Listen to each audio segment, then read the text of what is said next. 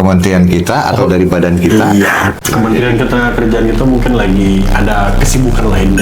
Lagi sangat sibuk mereka kebetulan. Ya, jadi kita nggak apa-apa ketika para di sana lagi sesuatu hal blendingnya 90 tetapi dikasih pewarnanya 92. Oke. Itu yang pertama. Kayaknya kita di pinggir jurang nih kalau ngebahas itu nih ya. Kalau bisa 26 hari, 24 hari kita harus sudah selesaikan. Oh, nggak kayak yang plat merah ya? Jangan. Bukan, maksudnya teman-teman plat merah di sini bukan itu.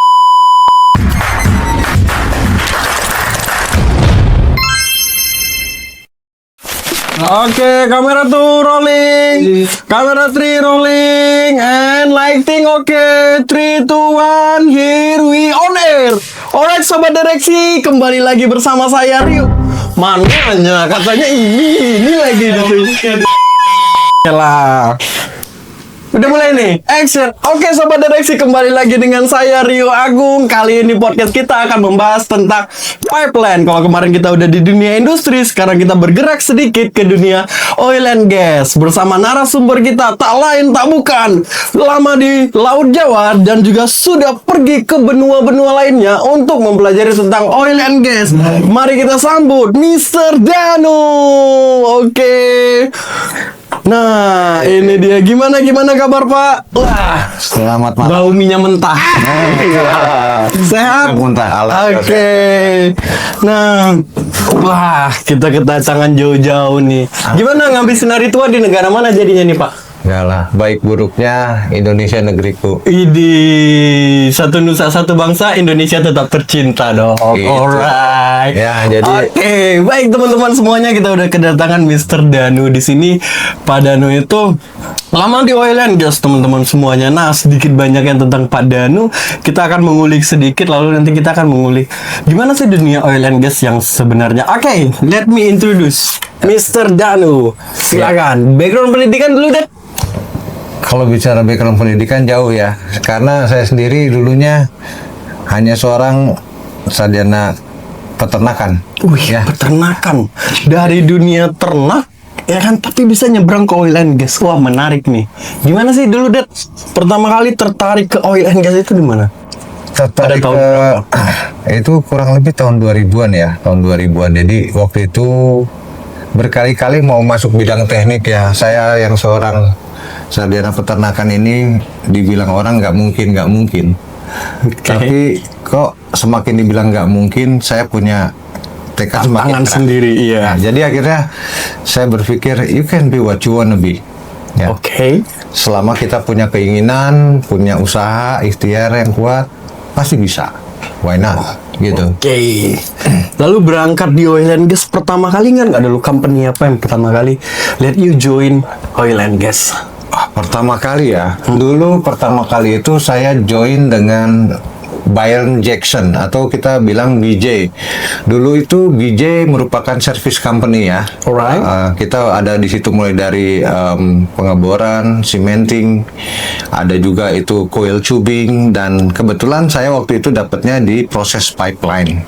Oke. Ya, itu spesifiknya lebih menangani untuk proses pipa-pipanya lah. Oke. Ya, untuk mengalirkan dari mulai sumur kita alirkan sampai ke darat, kemudian pengolahan, dan dari darat kita ekspor bisa dalam bentuk LNG kalau untuk gas, kemudian masuk ke refinery kalau untuk yang oil, dan kemudian kita olah, produce hingga kita deliver ke end customer, anda sekalian lah yang di rumah. Ya, kayak begitu. Nah, berarti dulu Det, kan kita tadi nariknya dari peternakan, lalu pertama kali join company oil service at BNG. Oke. Iya. Nah, dulu pertama kali BNG ini ngasih kita kesempatan itu karena apa? Apakah ada karena sertifikasi atau karena kita unggul nih in English, we can speak English or whatever. So to be honest, kalau kita bicara mengenai skill daripada teknik, saat itu saya masih nggak ada ya, belum ada ya. Oke. Tetapi mungkin kalau hobi, memang hobi ngoprek mekanik dan lain sebagainya, saya sedikit kurang lebih paham lah.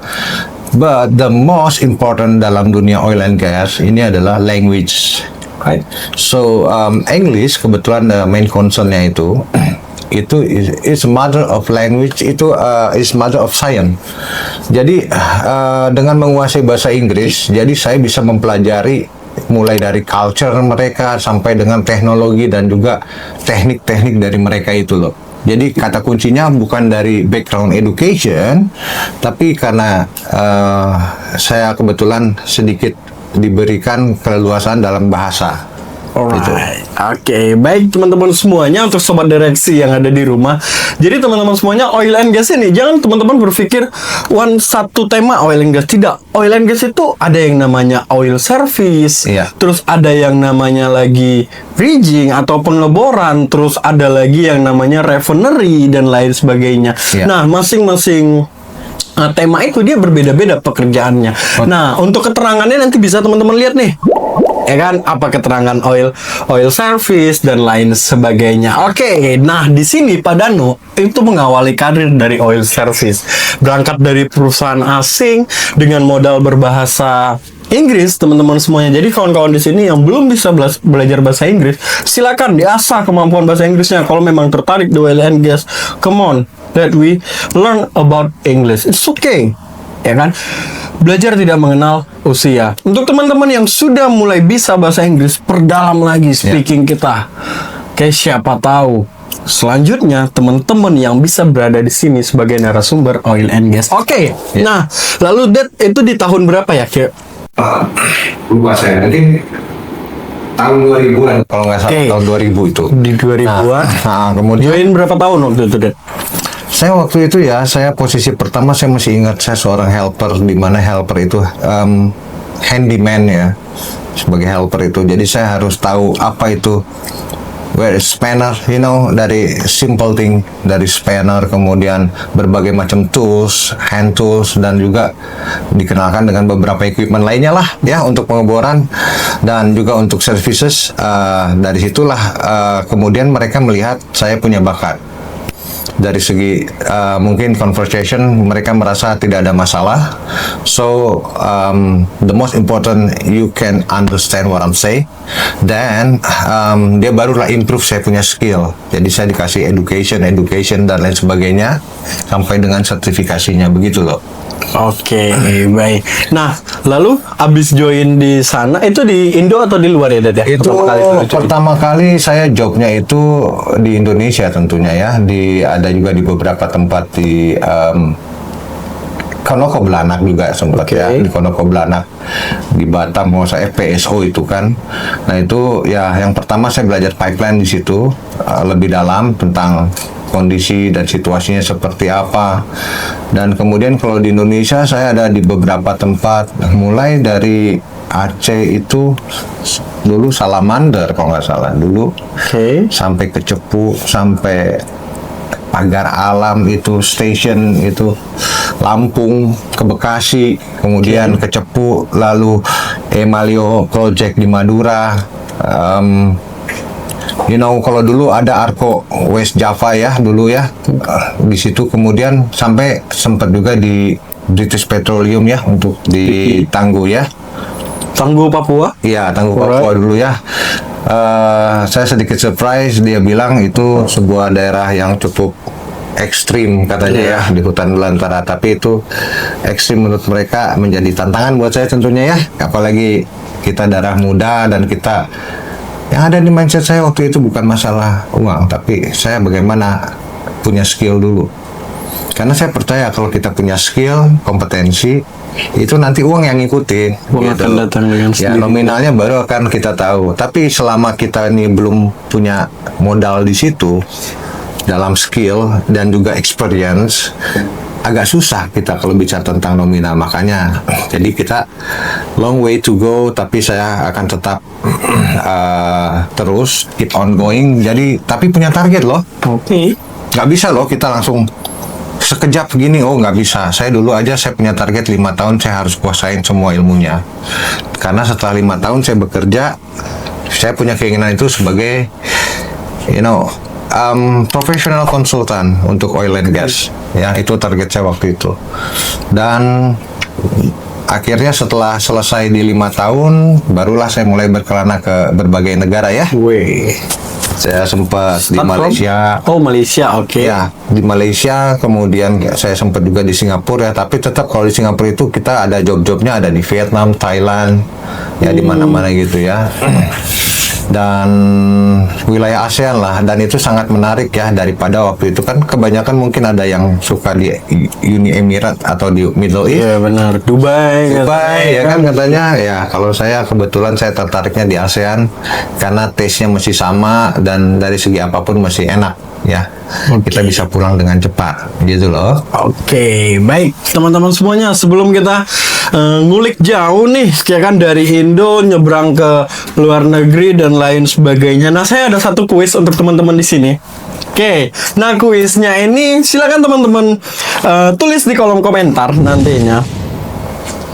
Apa sih yang dimaksud dengan pipeline dalam bahasa sederhana? Oke, jawaban paling bagus itu bisa kita lihat nanti setelah tayang, dan 1 bulan kemudian kita review dulu nih jawaban-jawabannya. Oke, baik, kita lanjutkan nih, Dad. Oke. Nah, tadi ada satu pesan moral yang sangat dalam yang bisa Rio dapat. Jangan tanyakan berapa gajimu di suatu perusahaan, Ya, tapi tanyakan dirimu, ya, seberapa mampu skill yang aku berikan kepada perusahaan itu. Betul. Sehingga perusahaan itulah yang akan menilai ya. berapa layak sih kita, value kita tuh berapa Value kita sih. itu berapa? Iya.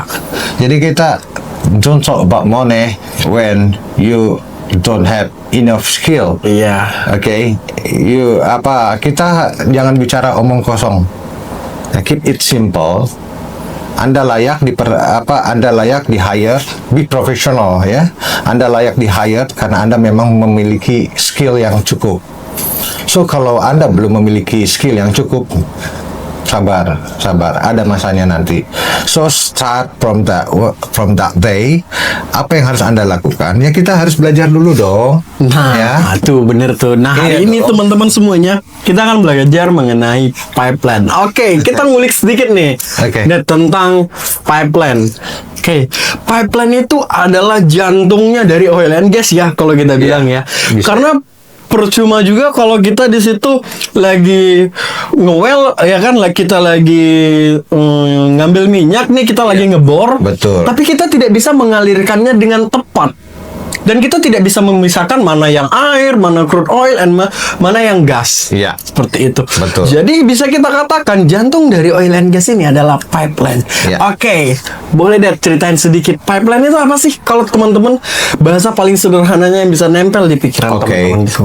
Pipeline itu berdasarkan basicnya itu kan dari pipa ya, perpipaan ya. Kalau pipeline itu adalah salah satu media untuk menyalurkan atau mengalirkan ya dari hasil produksi wellhead itu. Oke. Karena hasil daripada wellhead itu kan bukan cuma crude oil, And that? bukan cuma gas, tapi di sana juga ada banyak ya. Ada kita ada kotorannya juga ya, ada ada pasir, ada beragam lah, ada airnya juga ya. Kita masukkan dari wellhead itu, kita masuk ke separator dulu kita kan, ke heat exchanger, dimana kalau di heat exchanger kita olah, nanti gasnya kita naikkan ke atas, crude oilnya kita drop below, and then water separatornya ada, kita buang airnya, dan juga nanti kondensat. Nah, ini sangat menarik nih. Oke, kondensat itu apa sih, Dad? Kondensat dibilang orang sampah. Oke, to be honest, di beberapa perusahaan di Indonesia yang sekarang sedang berjaya, waktu zaman saya dulu itu salah satunya di British Petroleum. Oke. Di mana itu well-nya itu jauh lebih besar kadar kondensatnya Alright. dibanding dengan pure gasnya yang keluar.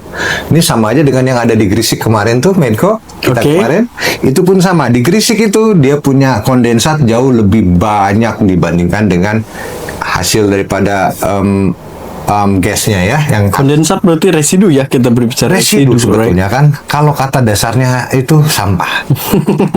Tapi sampah bukan sembarang sampah. Iya. Nah, di mana harga kondensat ini melebihi mahalnya dibanding dengan harga gas itu sendiri. Kenapa seperti itu, Dad? Karena turunan dari kondensat itu banyak bisa diolah. Mulai dari aspalnya, kita akan turunannya nanti dari aspalnya kita bisa turunkan lagi jadi kerosin ya, Kerosin, bahan bakar minyak tanah ya. ya, kemudian beragam lagi lah, sampai ke turunan-turunan lainnya. Tentu dia sangat banyak manfaatnya ya dari kondensat ini.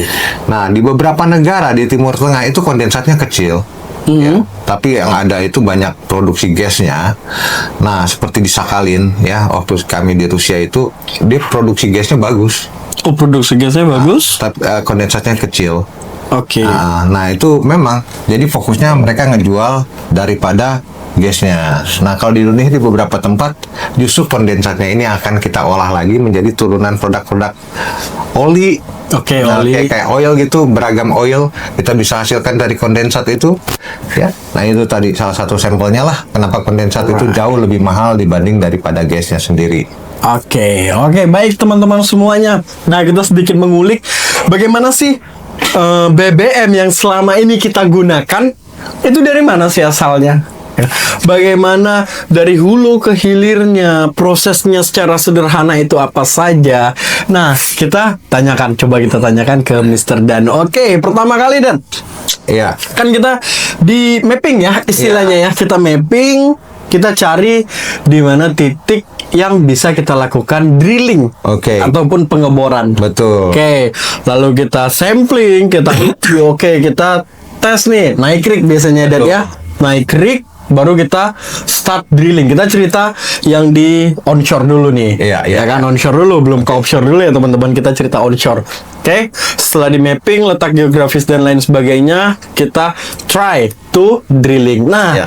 company yang try to drilling itu disebut apa, Den? Oil service kah? Atau oil company? Atau Oke. lain sebagainya? Ya, pertama itu kita banyak perusahaan terlibat di situ. Oke. Itu kita menjadi bagi kami ya itu menjadi sebuah pesta. Kenapa? Tim pertama itu yang turun itu tim survei. Nah, Ya, tim survei ada beberapa perusahaan besar ya. Dia melakukan survei, ngeplot titik-titiknya, kemudian hasil geodesinya apa, kandungan di dalamnya dan lain sebagainya. Kemudian setelah oke, dapat sinyal hijau, oke, di titik-titik koordinat tersebut kita boleh melakukan pengeboran. oke. Deal, oke. Ya, kemudian kita lah satu tim, di mana tim itu yang pertama kali turun adalah tim drilling ya. Oke. Datang, bahkan kita datangkan biasanya bukan cuman kapal biasa, tapi itu kita kasih nama biasanya rig ya. Kita rig, begitu masuk jack up rig, sampai pada titik koordinat kita naikkan rig dan kita siapkan barang-barang untuk eksplorasi. Nah, mulailah tim drilling itu nanti akan melakukan pengeboran. Nah, biasanya di kedalaman berapa sih, Det? Sebelum itu, boleh minta minum dulu, guys. Itu Oke. ya. Itu setting. Iya. Oke, Tadi kita sampai di kita udah start on the Oke. location. habis itu kedalaman berapa Kedalamannya tadi? kalau di Indonesia itu kisaran ya, roughly itu masuk shallow water di sekitar 130 meter lah ya. Di darat ya, kita bilangnya Dad ya. Oh, itu di laut. Kalau di darat itu mungkin sekitar 40 meteran lah ya. Oke, 40 meteran ya. Berarti kita melakukan pengeboran sampai dengan 40 meter. Iya. Lalu di situ kita udah dapat clear full oil atau masih No. banyak lumpur. Nah, biasanya kita mud itu di 20 sampai 30-an itu mud dulu kan. Iya. Nah, setelah sana itu nanti yang kita khawatirkan tuh kalau lagi pengeboran itu biasanya kalau udah mulai keluar pasir ya. Kan kalau pasir ini indikasinya gas kah? Atau apa gitu kan. Nah, tapi ketika sudah pertama itu yang bisa kita lift biasanya itu gasnya dulu. Sebelum kita ketemu oil ya. Itu ada gasnya dulu. Dari metananya itu kita keluar H2S-nya. Oh, ini ada indikasi gas. Nah, kemudian baru diestimasi tuh. Nanti diukur berapa kandungan gasnya dan cadangannya ini estimasi berapa banyak ya kandungan gas di situ. Nah, udah gitu dan barulah kita lanjutkan pengeboran sampai nanti dapat petunjuk dari OIM dan dari klien bahwa ini sumur udah komplit, udah siap. Oke. Nah, cuman dalam perjalanannya, dalam melakukan pengeboran itu bukan semudah yang dibilang. Tidak semudah yang dibilang. Lampindo, teman-teman ingat Lampindo? Wah. Oke, yang sampai sekarang itu menenggelamkan satu desa. Dan teman-teman tahu, tragedi Lapindo terjadi itu karena kesalahan pengeboran. Oke, kita di sini tidak berdiri sebagai swasta ataupun negeri, tapi kita mengungkap fakta di balik kenapa si Lapindo itu bisa terjadi.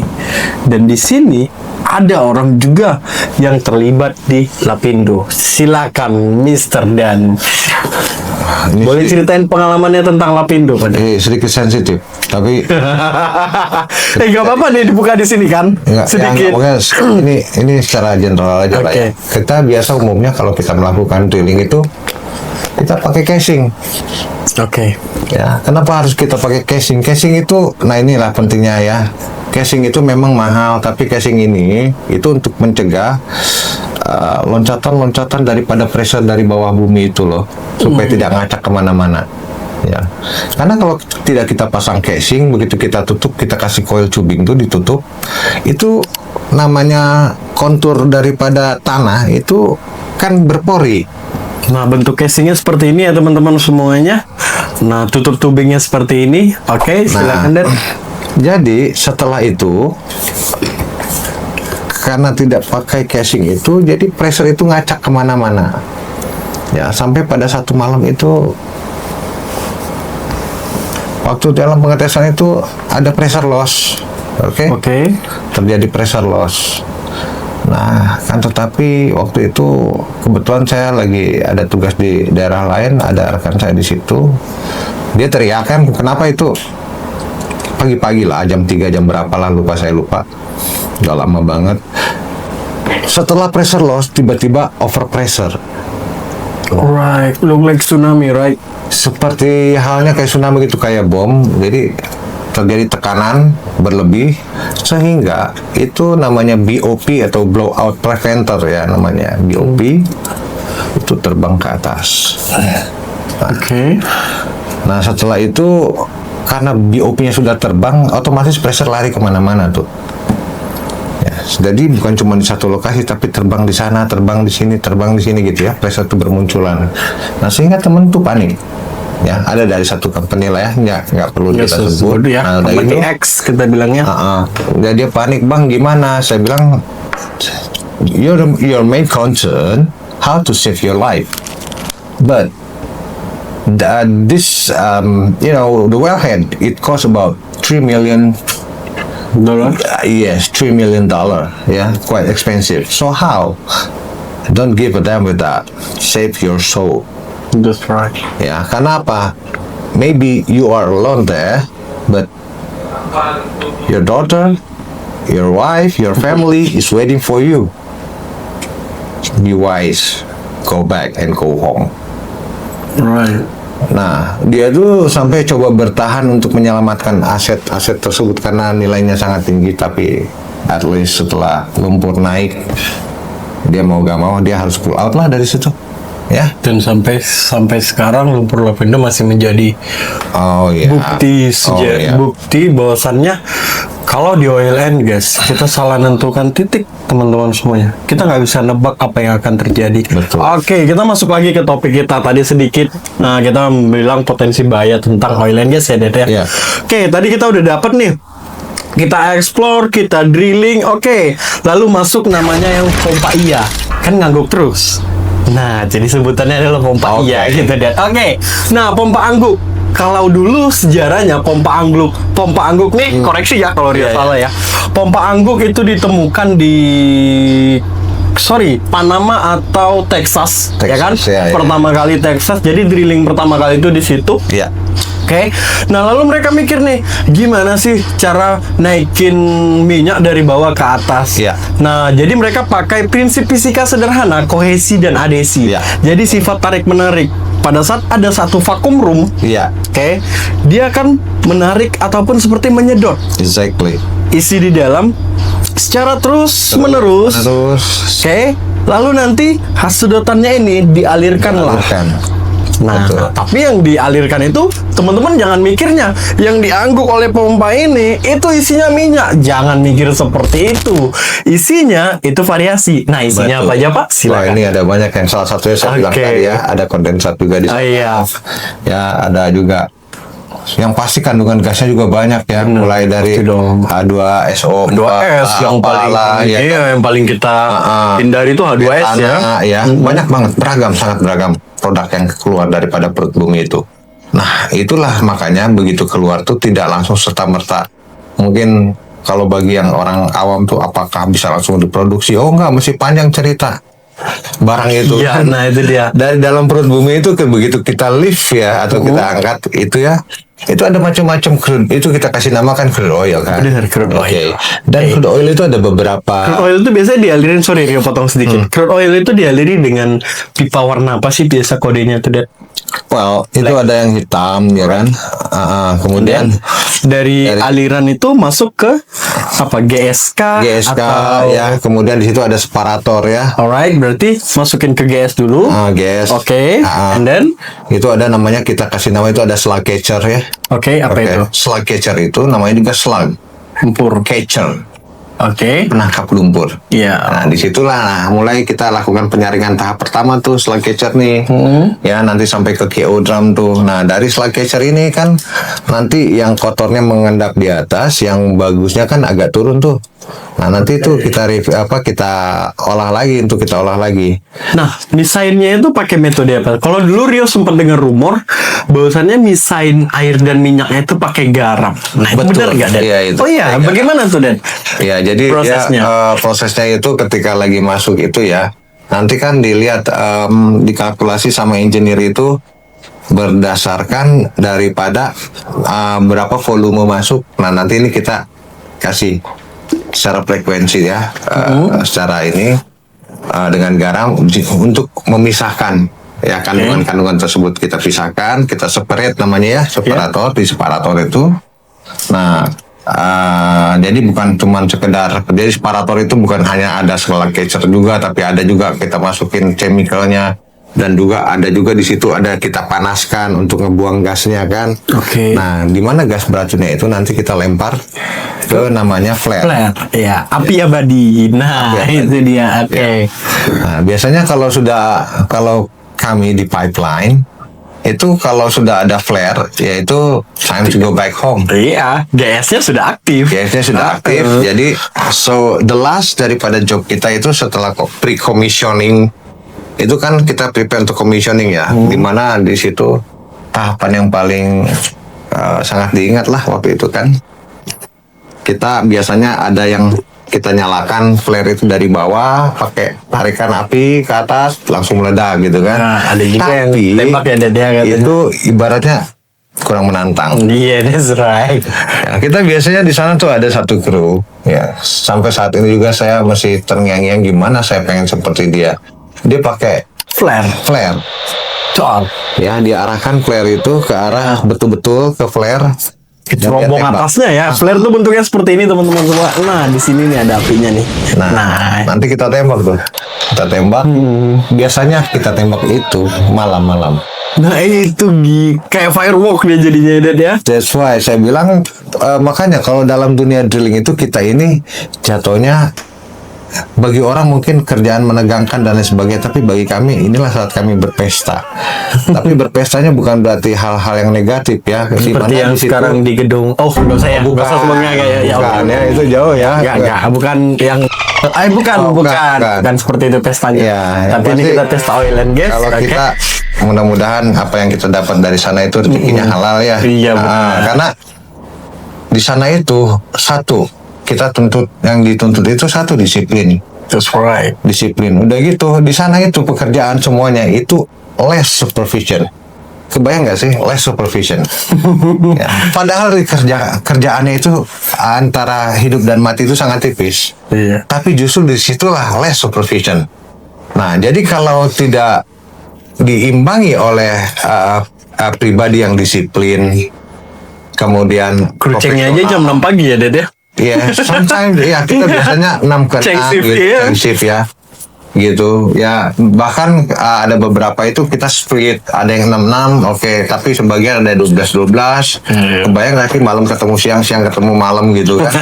Jadi parah gitu kan. Nah itu, jadi makanya saya kira dengan belajar dari dunia offshore ini, kita dituntut untuk benar-benar menjadi seorang profesional. That's right. Ya. Tapi Profesional. kedisiplinan itu bukan hanya di dunia oil and gas, teman-teman semuanya. Iya. Habit disiplin itu sangat penting untuk di semua aspek pekerjaan, baik itu office, oil and gas, industri, pulp and Setuju paper, banget. Setuju dan banget. sebagainya. Iya, setuju Iya. banget. Karena value kita itu bisa jauh meningkat pada saat kita disiplin. Ya. Oke. Nah, teman-teman semuanya, flare yang paling gampang tuh sama teman-teman ingat, teman-teman lihat di sekitarnya, kalau ada flare berarti di situ ada penambangan minyak. Oke, kenapa flare itu harus ada? Jadi residu dari pengeboran itu salah satunya adalah H2S. Di mana pada saat kadar H2S itu terhirup dengan kita. Jadi H2S itu, teman-teman semuanya, adalah senyawa kimia yang berbentuk gas. Oke, dia bentuknya gas Ya. dan dia menguap. Pada saat suhu dingin, dia akan turun ke permukaan. Oke, turun ke permukaan, di sini yang jadi bahaya.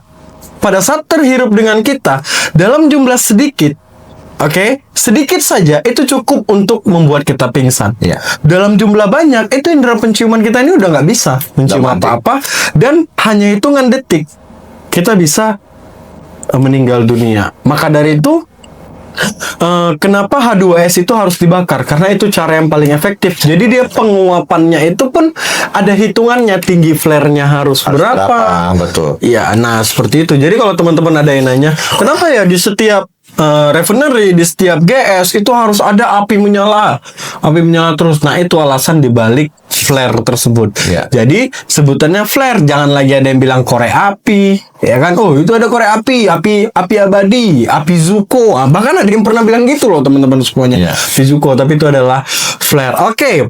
Dan nah, pipa tadi kan udah habis kita ituin kan, kita melakukan drilling, terus kita alirin. Nah, biasanya kan jarak dari well sampai ke GS ini bukan dekat. Ya. Ya kan, karena kan kita menghindari, ini ya yang dihindari, tapi jauh-jauh fire on GS ini terbakar. Pada saat GS ini terbakar, well-nya juga ikut terbakar, selesai api abadi. Betul. Iya, api abadi, nggak bisa padam. Makanya biasanya ada regulasi tertentu, ya kan, itu regulasi internasional mengatur jarak antara well ke GS itu berapa. Ya. Oke, nah ngalirinnya ini kan nggak mungkin nih, ya kan, helper-helpernya tuh nampungin di ember, Betul. bawa ke GS, masukin tangki, nampungin ember, bawa GS. Nah, itu akan dialiri oleh pipa yang panjangnya bisa kita katakan berkilo-kilometer. Betul. Oke, bisa ngebayangin teman-teman semuanya, pipa ini bukan kita cerita pipa keran, tidak. Ya kan, pipanya ukurannya bisa 24 inch, bisa 12 inch, bisa 8 inci. Iya. Dan itu dialiri oleh slug, oleh minyak mentah selama 24 jam non-stop. Non-stop. Betul. Non-stop, teman-teman, dengan pressure, dengan tekanan. Oke, pertanyaannya, pipa yang dipakai itu biasanya speknya bagaimana sih, Dah? Oke, itu acuannya ya, kalau untuk piping itu ke ASME B16 section 31. Oke. Saya masih ingat tuh. Kemudian ada juga ke API, Iya. API B6, gitu. American Petroleum Institute. Petroleum Institute, alright, that's right. Ya, jadi di situ diterangkan spesifikasinya harus seperti apa, di mana di situ ada, bahkan ada beberapa part tuh harus ada anti ledak, you know, ada. What is that? For example, Alright. is about the valve. Oke. Nah, valve-nya itu bukan valve biasa yang kita pakai. Basic valve itu dia didesain itu untuk bisa tahan ledakan. Wow. Ya, kemudian kita punya equipment, makanya waktu kemarin juga saya sempat bawa, saya punya laptop khusus, you know. Nah, itu anti radiasi dan militer, khusus untuk area militer. Nah, itu harus punya sertifikasi anti transmisi juga kayak gitu. Nah, karena apa? Pada di pipeline tersebut itu ada banyak kemungkinan entah itu dari karena akibat pemanasan, akibat cooling down, nah itu environmentnya itu akan ada impact ke muatan yang ada di dalam. Nah, Oke. nah jadi hazardous areanya itu bukan pada pipeline, ya justru pada beberapa part di pipeline-nya. Mulai misalnya kita kasih ada transducer di sana, nah dari transducer itu ada kemungkinan leak di lubangnya, kemudian atau ada kemungkinan juga di beberapa yang diakibatkan dari valve-valve-nya sendiri gitu. Nah, itu kan ada potensi-potensi leaknya itu. Nah, makanya walaupun udah didesain sedemikian rupa aman, itu tetap klasifikasi untuk hal itu yang sangat very high risk, itu dia punya standar yang sangat ketat.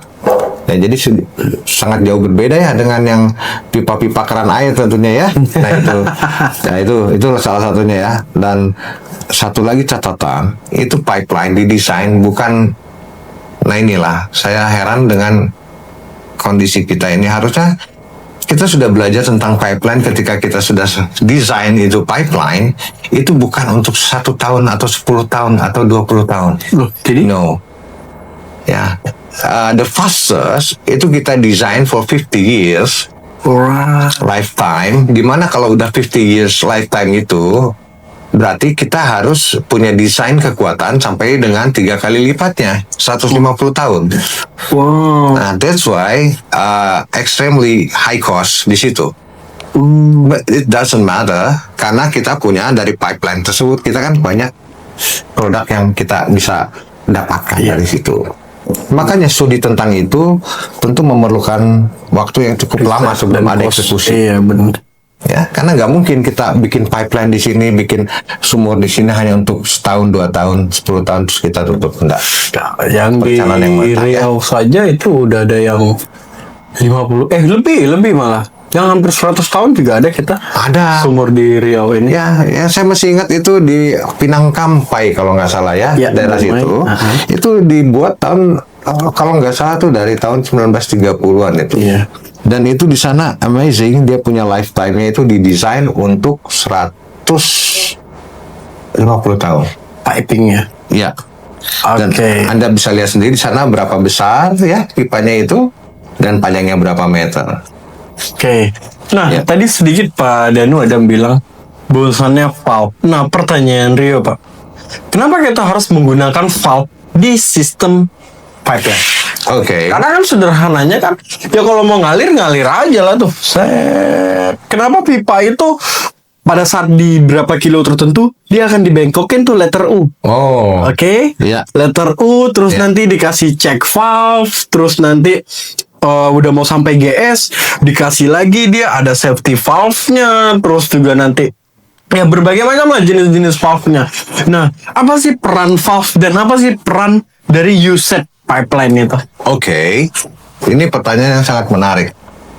Ya, dimana ketika kita mendesain sebuah pipeline itu kita harus punya, nah itu tadi perencanaan itu matang. Saya jadi ingat dulu idenya dari Pak Harso itu tentang adanya repelita, kemudian realisasinya dalam bentuk pelita atau pembangunan 5 tahun. Nah, begitu juga dengan pipeline. Pipeline ketika kita desain awal itu didesain bukan hanya mengalir dan tanpa. Nah, ini mengalir untuk kita desain sama sampai puluhan ratusan tahun gitu kan.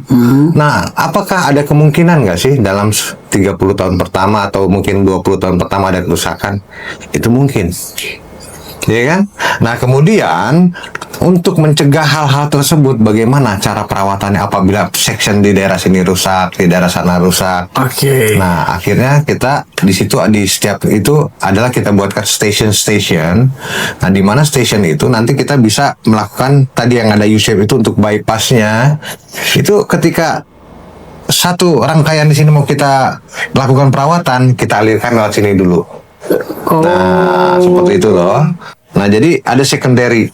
Nah, Iya. jadi planningnya betul-betul matang itu di sana. Nah, selain daripada itu, nah kita akan mengolah itu namanya tekanan untuk meridus. Alright. Makanya itu kita lakukan juga di saat ada elbow-nya. Kenapa harus 45 degree gitu kan? Yeah, that's right. Kenapa nggak boleh terlalu loop-nya terlalu berputar? Karena nanti pada saat perawatan, karena pipa itu kan bukan hanya digunakan tanpa dirawat. Ya, mungkin kalau banyak di sebuah tempat itu bikinnya udah paling hebat. Setelah dibikin nggak pernah dirawat, akhirnya terbengkalai. Tidak begitu dengan pipeline. Pipeline, apalagi kami dari divisi kami itu punya prinsip vini vidi vici. Vini ya. Datang. Karena kalau kelamaan juga klien pasti akan teriak ya. Iya, Nah, ya, jadi kita datang main menang. Dah. Alright. So mereka akan terus beroperasi. Ya, dimana setelah timeline yang setelah tentukan itu, apabila ditentukan 30 hari, kalau bisa 26 hari, 24 hari kita harus sudah selesaikan. Oh, nggak kayak yang plat merah ya? Wih, jangan. Bukan, maksudnya teman-teman plat merah di sini bukan itu ya kan? Kayak lipstick merah. Iya, itu dia ya kan. Ya, itu. Kita agendakan 30 hari, selesainya kok di 120 hari. Betul. Tuh, bukan ke situ. Ya, itu bukti profesionalisme kita. Kenapa? Karena ini kembali lagi kepada larinya nanti ke individu nih. That's right. Integritas kita mulai diakui. Itu yang tadi, yang pada dulunya kita itu mungkin mencari melamar kerja. Ini nanti konsepnya akan terbalik nih. Kita jadinya yang dicari. Kerjaan yang melamar kita. Oke. Kenapa? Karena orang ini udah percaya ini integritasnya bisa dipertaruhkan. Itulah di situ ya. Makanya kita penting banget untuk menunjukkan perform kita itu. Nah, makanya tadi saya bilang konsepnya nggak usah dulu bicara nominal. Value diri. Ya, Anda patut nggak mendapatkan value ini? Nah, itu dia. Nah, jadi desain-desain seperti ini, rancangan-rancangan seperti ini bukan terjadi serta-merta karena gimana-gimana, bukan. Ini adalah ciptaan manusia, di mana manusia itu kita diciptakan sama ya. Sama-sama tidurnya merem gitu, makan juga ada rasa makan, dan kita juga suatu hari nanti mati gitu. Tetapi ya itu tadi, kalau mereka bisa, kita kenapa nggak bisa sih? That's right. So what's the difference between you and me? Ya, there's no different. Yang membedakan di antara kita itu adalah pertama passion. Ya, aku sukanya ke ini, kamu sukanya ke situ. Itu. Kemudian tekad dan semangat, itu aja yang membedakan. Jadi itu outcome-nya akan berbeda. Oke. Ya. Tuh, jadi bukan lagi work life balance, tidak. Kan, no. It's not so easy lah. Tidak semudah itu ya teman-teman ya. Mungkin ada yang bilang datang kerjakan lupakan, datang kerjakan lupakan. Ya.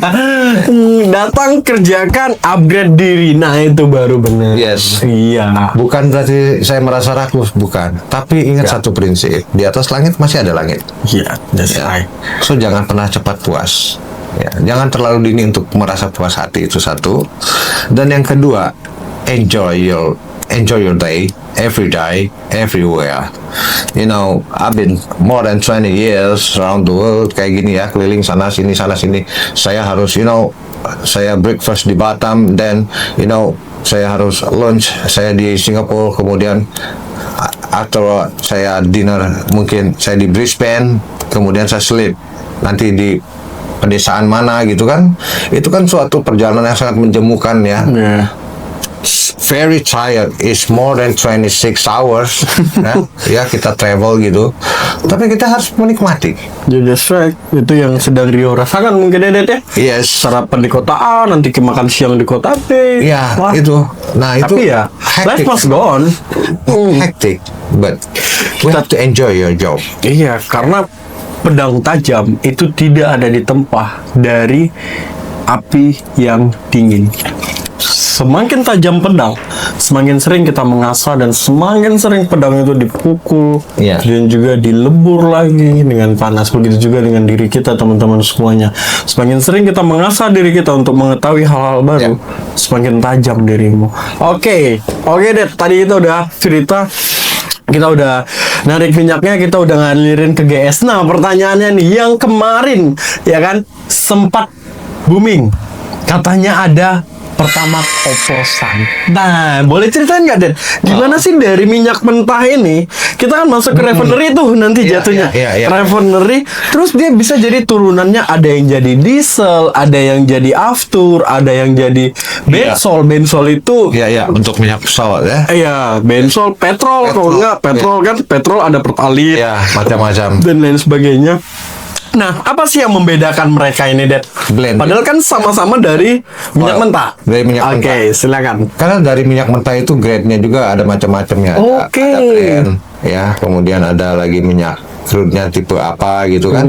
Nah, setelah kita olah, itu udah jadi, itu kita kasih turunan di mana itu nanti ada kita kasih blend lagi atau, nah, istilah blend aja kita memang mungkin terdengar halus lah ya, blend. Kita ada namanya blending area. Di mana blending area itu menghasilkan misalnya terbawahnya itu mulai dari solar, kemudian dari solar itu kita bedakan juga, campur solar itu kita campur dengan kita campurkan dengan sawit, akhirnya jadi biodiesel. Oh iya. And then kemudian ada lagi yang kita refine lagi, kita naikkan jadi pertalite. Kayak gitu kan. Nah, jadi sampahnya seperti apa gitu kan. Nah, itu untuk section daripada satu sisi. Nah, kemudian sisi lain diesel ya. Kemudian dari segi oil, dari berikutnya adalah kita turunannya ini adalah petrol. Petrol ini mau kita olah dari mana, jadi apa aja nih kan. Mulai kita misalnya dari kerosin ya, kemudian kita blending lagi, kita naikkan pertalite, kasih pewarna dong ya. Tentu untuk supaya tidak salah, that's right, setelah kita blending itu. Nah, ngomong-ngomong blending itu kan kita pakai istilah yang cukup keren lah ya. Tapi kan kalau cukup sederhananya itu tetap aja dioplos. Makanya saya jadi agak malu ngomongin blend. No. Maksud oplos di sini bukan berarti kita campurin pertama pertalite, nggak kayak gitu ya teman-teman semuanya. Tapi racik. Kita Gitu meracik. Iya. Istilahnya itu meracik. Ya. Blending di sini adalah meracik. Ya. Dimana untuk menghasilkan satu kopi aromanya enak, mungkin harus ada robusta sedikit, dicampur arabica kayak gitu kan. Nah, ini pun kayak begitu ya. Kita blending itu kita racik lah ya namanya ya. Nah, jadi yang dibilang oplosan ini, nah itu kadang kita sudah menentukan standarnya ini bahwa nilai RON-nya harus sekian ya, misalnya di 92 dan ini 90. Nah, ini bisa jadi mereka melakukan sesuatu hal blendingnya 90 tetapi dikasih pewarnanya 92. Itu yang pertama. Kayaknya kita di pinggir jurang nih kalau ngebahas itu nih ya. Oh ya, kita alihkan aja. Nggak, jadi bukan ke situ, tapi kita ngeceritain gimana sih pertalite itu bisa ada. Berarti tadi habis blending, kita karena turunannya di blendingnya. Ketemu oktan 90, kita kasih warna sesuai 90. Kita blending di oktan 92, kita kasih warna di sesuai dengan 92. And then yang membedakan nih performanya itu katanya ya, kita kan bilang katanya nih. Iya. Apakah benar pada saat kita menggunakan ini ke mesin kita? Apakah ada yang membedakan performa antara oktan 90, 92, 94, bahkan katanya paling tinggi 98 ya? 98, betul. Apakah benar itu ada pengaruh ke performa mesin? Sebetulnya bukan, kalau ya kita ini jangan sampai salah paham. Jangan sampai salah paham masalah ini. Karena nilai RON itu adalah nilai dari titik bakarnya ya, respon untuk membakarnya ya. Nah, sebetulnya kalau untuk itunya sama aja. Kalau saya boleh jujur, sebetulnya sama aja. Hanya saja responnya di mana 98 ini jauh lebih cepat dibanding yang 90 tentunya ya. Nah, jadi akselerinya lebih cepat gitu loh. Akselerinya. Tapi kalau untuk ininya kurang lebih sama, dan yang 92, 95, 98 itu dia sudah dikasih lagi namanya kita bilang blending atau racikan ya. Di situ udah diracik untuk apa? Filamen-filamen untuk mengamankan dinding-dinding ruang bakar. Berarti benar ada keunggulannya ya. Ada keunggulannya ya. Jadi dia akan melapisi ruang bakar itu dengan filamen-filamen sehingga walaupun digunakan bertahun-tahun itu ruang bakarnya tetap clean, bersih. Nah, kenapa dianggap lebih unggul? Karena tidak ada sisa pembakaran. Gitu loh, semuanya terbakar dengan sempurna. Karena responnya cepat tadi. Nah, yang 90 biasanya ada meninggalkan residu. Yang disubsidi ya? Iya, ada meninggalkan residu sehingga di piston itu kadang kita suka lihat ada hitam-hitam. Ya, sisa karbon itu ya. Dan biasa juga di flushing ya? Iya, dan itu harus dilakukan maintenance tentunya di flushing ya. Nah, itu harus di flushing, dibuang. Ya, kalau yang 92, 98 sejauh yang saya tahu itu dia udah ada pelapis daripada bahan bakarnya, sehingga ketika kita belah juga itu biasanya masih tetap tidak ada karbon di situ biasanya ya. Kalaupun ada itu warnanya sedikit berbeda, agak ke kuning-kuningan, itu adalah lapisan filamen. Oke. Ya, untuk melindungi supaya gesekan atau friction daripada pistonnya ya. Itu aja. Nah, Dad, tadi kita udah ceritain dari hulu ke hilir, dari masih minyak mentah nih, maaf katanya, ya kan, tai minyak. Bener nggak, Dad? Ya kan, istilah oil and gas seperti itu ya kan, tai minyak bisa sampai harganya per liter sekian ribu, puluhan ribu per liter loh. Ini kan kita udah cerita dari hulu ke hilir. Nah, sekarang kita cerita dari risikonya nih, Dad. Ya kan, dampaknya waktu kita proses hilirisasi, kita proses pengeboran. Secara garis besar di oil and gas itu adalah potensi bahaya yang paling tinggi adalah pressure. That's right. Oke, karena kita selalu bermain dengan pressure. Iya. Yang kedua H2S. H2S Dan yang ketiga adalah fire tentunya. fire ya. Iya, sama seperti kita fenomena kebakaran yang paling besar dan jadi sejarah di Indonesia itu adalah Balongan. Oke, dimana di Balongan itu kebakarannya sampai berapa tangki ya? 2 atau 4 unit tangki dan pemadamannya nyampai seminggu lebih Seminggu ya, lebih Dede? gitu. Seminggu lebih pemadamannya. Nah, terus kita flashback kembali, kalau kita bilang di luar negeri itu ada satu rig yang di daerah mana? Teluk Meksiko itu loh, Dad. Oh, Gulf Mexico. Apa nama rignya? Ya. Well, deep water. Ya, that's right, Deepwater Horizon. Deep water. Iya, Deepwater Horizon itu juga adalah salah satu fenomena kecelakaan kerja oil and gas terbesar Ya. sepanjang sejarah di dunia, sampai itu difilmkan teman-teman semuanya. Nah, maka dari itu kawan-kawan semuanya, di sini kita akan mengulik sedikit tentang aspek K3 di dunia oil and gas. Oke, oil and gas itu erat kaitannya dengan yang namanya drill. Drill. That's right? Yeah. Iya, kita ada rutinitas drill. Ada per 1 bulan, ada per 3 bulan, ada per 6 bulan, dan ada per 1 tahun. Oke, ceritain deh pengalaman drill yang pernah Mr. Danu itu jalanin selama di oil and gas. Wow. Interest ya, ini sangat menarik mungkin buat teman-teman ya. Makanya dari itu karena saya sering dilakukan drill itu kalau untuk di vessel itu, kalau untuk di oil and gas itu setiap bulan. Oke. Ya, kita tiap bulan. Dan ada kalau untuk di sumur, kita pada saat pre-commissioning, right after kita mau start commissioning, kita suka ada drill juga. Oke. Ya, jadi antisipasi ya, secondary option kalau kita ada sesuatu blowout lah dan lain sebagainya, apa yang harus kita lakukan ya, itu itu biasa itu kita lakukan every month, tapi skala besarnya nanti ada setiap 3 bulan.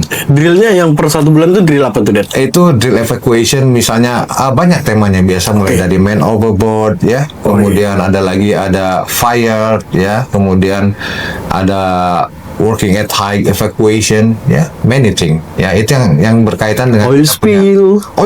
Iya, don't forget about that. the highest cost untuk level drill ya, karena itu melibatkan banyak faktor. Iya. Dan itu mulai dari permission itu semua itu kita ya banyak melibatkan kapal-kapal lah di situ ya, kalau itu drill. Call rate-nya Ya, call rate-nya ya, kemudian IMO, jaringnya dan koordinasi dengan IMO ya. Itu AMDAL kalau kita di darat ya kan, Ya, AMDAL. Nah, tapi yang sangat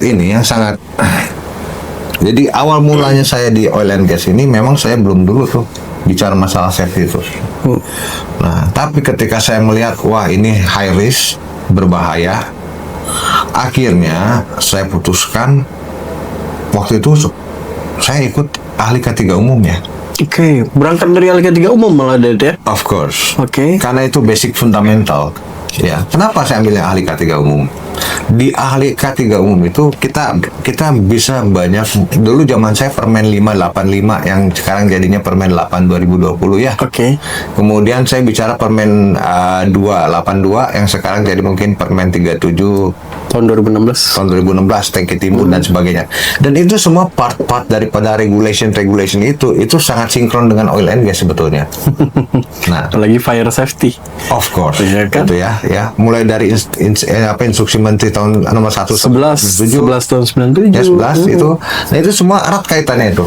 Nah, dengan IMO maupun dengan aktivitas saya di rig floor dan juga di pipeline.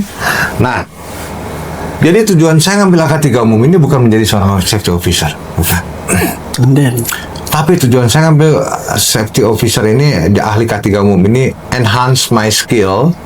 So, saya selaku, waktu itu saya ingat banget, di antara teman-teman saya yang experience tuh banyak, ya. Senior-senior saya banyak, apalagi mereka punya pendidikan di oil and gas, atau anak-anak muda yang di bawah saya itu, para engineer muda itu kan, mereka bagus juga kan, ya kan. Tapi, sedikit pertanyaan, kenapa harus kamu? Mereka harus pilih kamu, gitu. Apa value added daripada kamu? Nah, terinspirasi itu saya akhirnya ya kalau nggak upgrade saya punya skill, saya punya license, ya hidup saya akan gitu-gitu terus. Karena tantangan itu akan terasa membosankan. Nah, setelah masuk di bidang safety, setelah saya perdalam ilmu safety di ahli K3 umum itu, ya mungkin yang saya rasakan waktu itu, saya jadi lebih tahu tentang level 2 RA risk assessment ya. Kemudian beragam lagi HSE plan dan everything saya pelajari. Disitulah real project started. Oke. So yang real project started itu when you realize bahwa HSE is the part of our job. Ya.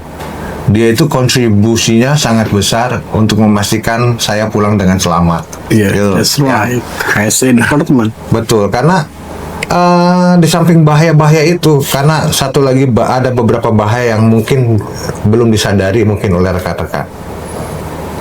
Karena mereka menganggap safety itu tanggung jawab Topi merah. Topi merah. Iya. Red squad. No.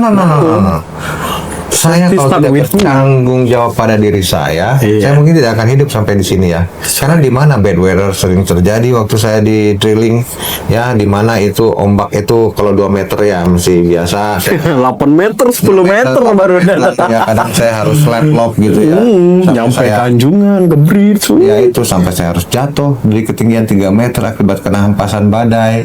Kita harus pull out dari satu lokasi, padahal itu tinggal sebentar lagi kita pre-commissioning pipeline sudah mau started and supposed to be done by end of this month. Kita harus pull out from there karena ada topan Haiyan waktu itu yang akhirnya mengakibatkan 126.000 jiwa tewas pada masa itu ya. Saya lagi di perairan Vietnam. Nah, itu starting waktu itu udah mulai siap-siap kita mau start pre-commissioning itu kita udah mau selesai. Ya, udah pertengahan tiba-tiba ada topan Haiyan ya, namanya gangguan cuaca. Kita nggak bisa cegah. Kita juga nggak bisa minta tolong Tuhan, tolong kecilkan dulu dong. Nggak bisa. Nggak bisa. Itu kita harus pull out from that way, from that day, kita keluar. Ya, kita ngumpet gitu kan. Nah, berarti memang sepenting itulah kita ngadain drill, ya kan? Sewaktu kita bekerja di oil and gas. Makanya di oil and gas itu teman-teman semuanya ERP dan juga ERT-nya itu Betul. jalan tuh, dan juga schedule untuk yang standby on emergency situation itu pasti ada di Iya. tiap shiftnya. Pasti. Kita pasti ada itu. Pasti. Ya kan? Siapa yang on charge ataupun on duty-nya Iya. when emergency situation, Iya. ada personalnya yang kita hubungi. Nah, seperti itu teman-teman semuanya. Nah, dari tadi kita cerita nih, ya kan, dari hulu ke hilir tentang oil and gas, potensi bahaya oil and gas. Untuk teman-teman di sini yang berminat mengikuti ataupun masuk ke dunia oil and gas dan juga bukan dari background teknik ataupun perminyakan, nih ada satu contohnya, ya kan, teman-teman silakan ikuti sertifikasi ahli K3 umum bisa, pengawas K3 migas BNSP bisa, PPSDM Cepu bisa. Nah, silakan come join us. Delta Reka Kreasi siap menjembatani teman-teman semuanya untuk menggapai mimpi-mimpi, menggapai keinginan kerja teman-teman semuanya itu di mana. Kita siap untuk jadi wadah konsultasi. Kita siap untuk jadi tempat teman-teman bertanya, Pak, saya bukan dari background pendidikan teknik, tapi saya pengen kerja di dunia industri. Iya. Bagusnya saya ngambil apa ya? Nah, silakan teman-teman tanya gratis, ya kan? Silakan. Tuh. Nah, selanjutnya nih Pak, kita main game sedikit ya. Oke. Oke, kita permainan gamesnya jawab cepat. Jadi ada beberapa pertanyaan yang akan Rio tanyakan. Nah, Bapak ngasih jawabannya secara cepat, baru nanti kita kasih alasannya. Oke. Kalau sekarang kan udah jadi sibuk jadi trainer deh. Pertanyaan pertama, oil and gas atau trainer? Trainer. Oke, why? Trainer saya bisa memberikan manfaat buat banyak orang. Oke, Indo luar negeri. Saya sekarang ini saya lebih pilih Indo. Oke, the reason. Yeah, the reason, for better or worse, this is my country. Kau cuan. Setiap orang ada masanya, setiap masa ada orangnya, and I do believe that. You know, saya sudah fase itu udah saya lewatin. Saya sudah cukup puas. Saya berjuang pergi kemana-mana. Nominal yang sudah saya raih sudah cukup bagi saya, dan yang sekarang ini saya hanya yang ada di pikiran saya, bagaimana saya bisa memberikan kontribusi apalagi kepada generasi muda lah, ya kan, biarkan yang muda-muda naik. Oke, onshore atau offshore? Well, to be honest, onshore. Why? Ya, onshore karena saya sekarang memiliki jadwal yang lebih terjadwal lah dibanding kalau di offshore. Schedule kadang 3 minggu, but in fact, you know, bad weather happen, so maybe I'm gonna stop for more than 3 months, sometime eventually 3 until 6 months offshore. It's gonna be worse, you know. Itu sangat bikin saya punya pikiran itu jadi nggak bagus juga kan. Nah, makanya saya lebih pilih onshore. Oke, cukur atau stop listrik? Well, hot situation ya. Tapi to be honest, kalau memang diizinkan saya lebih enjoy lewat supply. Why? Take time tapi enjoy, you know, enjoy sama artian mungkin kalau bagi yang jarang pergi ke laut itu, yang belum berkenalan dengan hawa laut atau apa, Tajamnya air laut. tajamnya air laut itu bikin kita nggak jauh dari Besi toilet. aja korosi kan tuh Dia dia. nggak akan lebih dari toilet ya. Kenapa saya nggak kurang suka dengan chopper? Chopper itu kan di sana panas ya. Karena dia nggak bisa terlalu tinggi ya. Pertama panas, yang kedua bising ya, cukup bising walaupun kita pakai earplug di sana kan, earmuff, tetap bising. Dan yang kedua, saya nggak bisa terlalu menikmati karena saya di sana posisi saya duduk. Feel boring, you know. Itu sangat melelahkan. For couple hours di sana tuh itu panas ya dan bising, itu nggak enak banget, nggak enjoy. Tapi kalaupun ngeliat ke bawah, oke, interesting. Tapi kalau kita di supply, wow, kita yang ada mindset, makanya you know, ini salah satu kenang-kenangan dari teman saya dari John Lee, KRI John Lee. Nah, ini menandakan kalau di laut itu kita baru merasa hidup. Karena I've been offshore for more than 20 years. Saya lebih lama habiskan di laut. Jadi laut itu saya lebih senang ya, ritmenya, guncangan lautnya, saya sangat menikmati itu tadi. Nah, tapi jadi kalau kita bicara, nah makanya kalau kita bicara oil and gas, apakah skill K3-nya cukup di situ? No. Kita sudah punya POP migas, oke, fine, good. Kita punya AK3 umum, oke, good. Kita punya rigger dan sebagainya, oke, good. Tapi walaupun Anda seorang ambil POP ataupun ambil AK3 umum, ada beberapa training yang mungkin belum ada di Indonesia, yang hanya ada di internal training. Nah, itu yang mungkin yang dilupakan ya, dimana training-training tersebut kalau secara keilmuan tuh banyak manfaatnya, tapi orang memandang ini sertifikasinya nggak menjual karena internal gitu atau gimana. Oh, salah. Bloody certification. Salah. Karena untuk masuk ke oil and gas, Anda punya sertifikasi apapun itu, tetapi kalau skill Anda untuk tekniknya Zero. tidak ada, zero, itu akan menghambat teman-teman bullshit. juga. Ya, jadi begitu datang yang ada, saya pernah ada seorang Indonesia waktu itu jumpa saya. Dia seorang safety officer kebetulan di sana, tetapi sampai di sana selama 10 hari dengan sangat terpaksa saya minta dia pulang.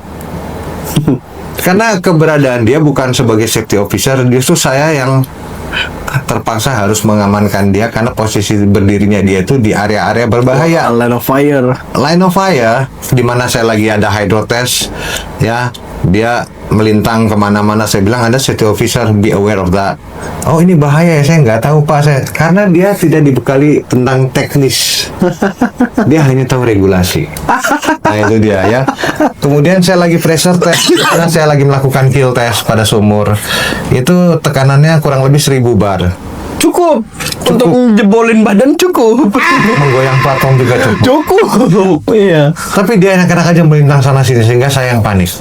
Nah, jadi dari situ saya belajar dan saya coba sampaikan ke teman-teman, oke, jika Anda tertarik di dunia offshore, Anda punya sertifikasinya, oke, just fine. Tapi Anda perlu suplemen keilmuan-keilmuan lainnya itu di bidang tekniknya itu loh. Oke. Ya, karena apa? Semisal ya, ketika kita mau masuk dunia offshore, kita harus ada ambil BOSHET namanya, That's right. Basic Safety Offshore. Iya. Escape training, dimana kita dilatih bagaimana kalau tenggelam dan lain sebagainya. Itu kan super ya. Iya. Kemudian ada lagi yang harus kita ambil mengenai ada kadang H2S ya, certification ya, MEPA. ya MEPA dan AFE, dan BST. bidang tekniknya yang beberapa yang harus dikuasai, tapi sertifikasinya mungkin orang-orang jarang tahu. Nah ini ya, misalnya apa, untuk hydro test orang harus tahu bagaimana itu. Oke, dalam dunia pipeline Anda harus mengenal namanya flank management seperti apa. That's right. Nah, training-training seperti ini sangat jarang ya. Untuk kemudian dalam dunia pipeline itu nanti ada di Valve oil and gas, management. ada valve-nya, ada apa yang harus kita ini ya kan. Nah, hal-hal teknis seperti itu perlu juga dikuasai. Nah, right. kemudian mengenai pressure vessel-nya, ya benda-bendanya, mengenai ininya. Nah itu, jadi namanya skill ya, Anda jangan cukup puas di satu sisi aja. So terus. Jadi saya juga yang tadinya nggak punya apa-apa awalnya masuk di oil and gas, tapi karena karena tuntutan, Jadinya ada apa-apa di situ. jadi saya mulai kumpulin tuh.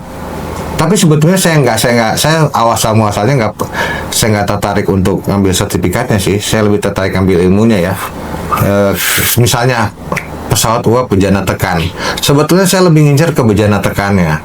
Tetapi kalau di Indonesia adanya pesawat uap dan bejana tekan. Ya, jadi ya udah nggak apa-apa. Akhirnya saya jadilah ahli boiler dan juga ahli bejana tekan di situ. Terpaksa ya. Karena saya pengen belajar tentang pressure vessel. Okay. Karena namanya pipeline ada vessel. Kemudian di pipa di oil and gas itu kita harus nguasain mesin-mesin, banyak pump dan lain sebagainya. Sehingga suka nggak suka, mau nggak mau saya harus ngambil pesawat tenaga produksi ya, Permen 38 tahun 2016. Akhirnya saya jadilah ahli PTP. And then Ya, PTP, HEP, CNC, Nah, kemudian kita ada lagi. Electrical Hazard.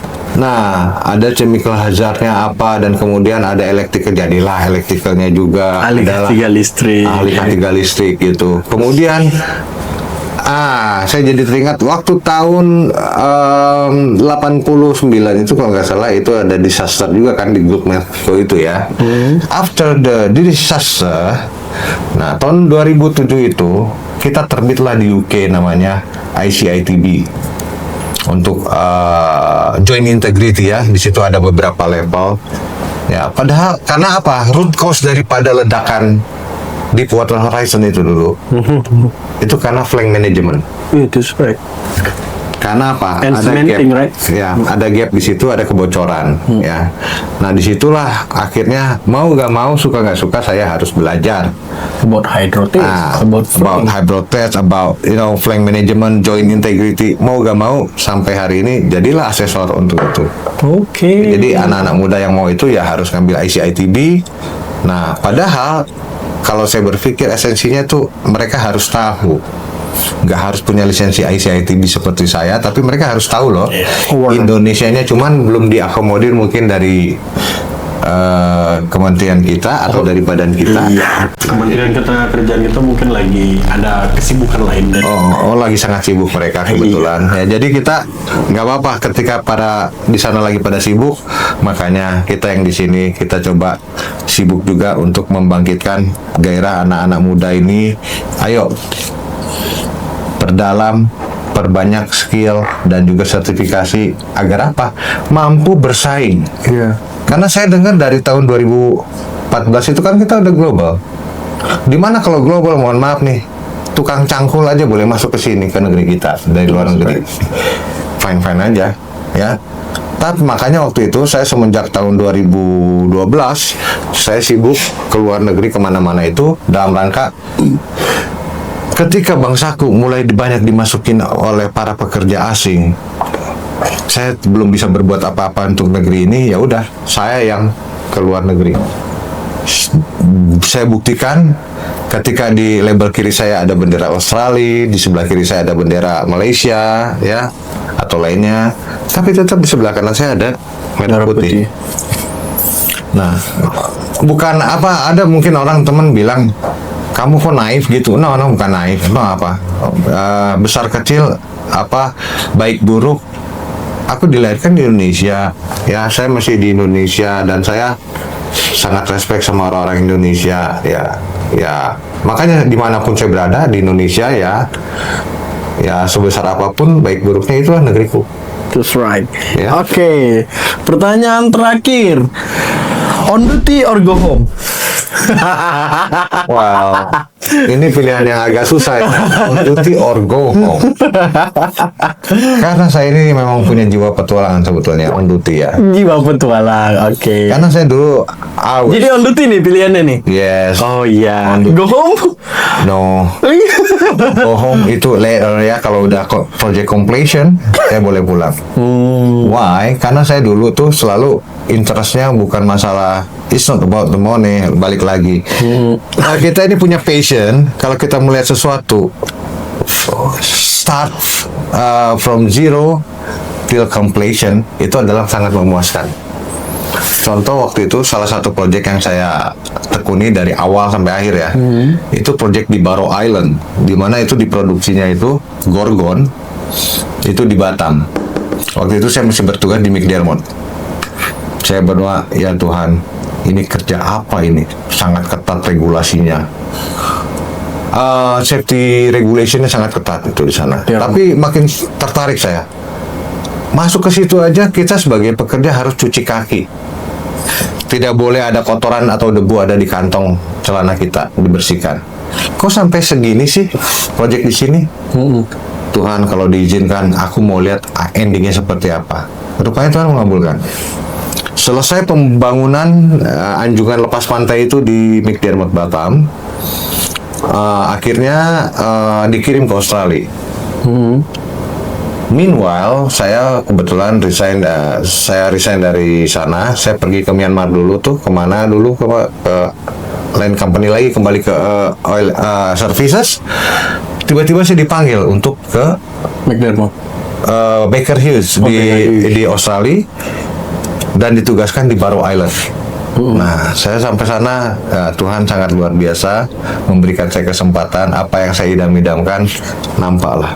Dan memang sangat ketat di Barrow Island itu, dimana di bandaranya itu saya tiba di Cobham Airport di sana. Cobham Airport itu semua dikeluarkan, sampai ibaratnya ada debu ya, dimana di tapak sepatu aku tuh ada kotoran tanah tuh harus disikat sampai bersih, karena pulau itu harus tetap steril. Why? The reason? Agar tidak merusak ini ya, apa, environment yang ada di pulau tersebut. Oh, sebegitu pedulinya sangat pedulinya mereka concern akan environment. Nah, setelah itu saya bertugas di sana berapa tahun, kurang lebih 2 tahun lebih lah. Nah, dari situ saya dapat banyak pelajaran. Ya, pelajaran mulai dari apa? Disiplin pagi. Gimana ketika itu saya ada seorang anak muda, saya masih ingat, salah satu anak didik saya juga ya, mungkin waktu itu usia dia masih muda, 22 tahun atau 24 tahun ya, Daniel John, saya masih ingat, dia udah meninggal. Nah, Daniel John ini hanya telat 1 menit saja 1 menit kita harus pergi by bus. So bus itu benar-benar menunggu exactly 4:30. So waktu itu Daniel John 4:30 itu behind the bus. Tapi karena exactly 4:30 violation. Harusnya apa? 4:29 or 4:28. You know, selisih 2 menit atau 1 menit itu sangat berharga. Akhirnya dia ditinggalkan, dia lari ke lokasi. Di mana lokasinya itu kurang lebih 3 km. Wow. Iya. Disiplinnya sampai segitu. Ya, jadi di sana betul-betul diperhatikan bagaimana sih kita manage waktu kita itu sedemikian rupa. Di situ kita belajar untuk disiplin diri, tepat waktu, kemudian there is no reason. That's right. You come in, okay, you start the job. No reason. Nggak ada tuh, aduh, How aku many nggak enak failure? badan. No Nggak reason. ada. Kayak gitu right. ya. Jadi beda. Kita harus keras pada diri kita, disiplin dalam artian no pain, no gain. It's real. Ya, itu ya. Jadi pesan saya kayak gitu, bekali diri Anda itu benar-benar cobalah serius kepada diri kita sendiri. Oke, baik. Nah, kita udah kurang lebih mengulik tentang pipeline 2 jam, luar biasa sekali pelajaran yang bisa diberikan oleh Mr. Danu, teman-teman semuanya. Di sini motivasi sangat besar untuk kita yang masih muda-muda ini. Ya kan, yang kita masih muda-muda, ingat tidak menutup kemungkinan kita bisa meneruskan jejak yang sudah dijalani oleh Mr. Danu. Siapkan dirimu, disiplinkan dirimu, isi nih yang sudah diberikan Tuhan dengan gratis, cukup kita isi dalamnya, maka kita siap menghadapi kerasnya dunia ini. Yes. Supaya kita bisa berbeda dengan yang lain. Oke, Ya. terima kasih Mr. Danu Ya, atas maaf. bincang-bincangnya. Oke. Luar biasa sekali. Terima Oke, kasih. baik Sobat Direksi, sampai jumpa lagi di podcast selanjutnya. Untuk tema podcast selanjutnya, silakan nih kalau ada teman-teman yang mau ngebuat ide tema podcast apanya, silakan komen di bawah ini. Jangan lupa like, subscribe, dan juga share ke teman-teman semuanya agar ilmu yang didapat oleh kawan-kawan itu semakin banyak tersebar luas dan kita masih bisa berbagi informasi tentang yang lainnya. Oke, sampai bertemu di lain waktu. See you.